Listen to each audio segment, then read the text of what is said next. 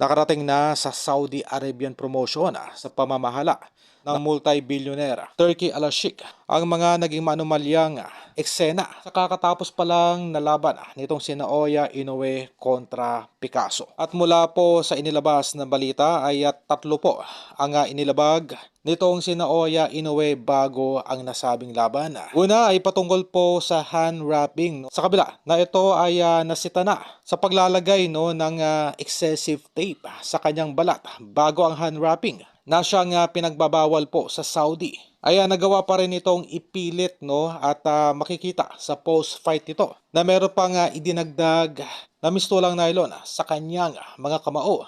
Pangalawa, yung pagtanggi nito sumailalim sa random drug test 2 linggo bago ang naging laban nito kontra Picasso. Pangatlo, yung para po sa kalaman ng lahat ay mahigpit pong protocol sa Saudi na magkaroon ng post-fight doping test para makumpirma kung malinis ba talaga ang nasabing fighter. Kumbaga ay mas mahalaga po yung post-fight doping test sa pre-fight drug test. Well, kung ito man ay magkakaroon ng probable cause, mapapatunayan na ito ay sadyang inilabag nitong kampo ni Naoya Inoue sa nasabing laban, ay bibigyan po ito ng 2 sanksyon. Una, ang pagkakaban nito na lumaban pa sa loob ng Saudi Arabia. Pangalawa, yung pagbawi sa kanya ng belt. Kung maalala ay binigyan po ng customized belt ng Saudi Arabian promotion itong si Naoya Inoue, maliban pa sa kanyang 4 na major belts.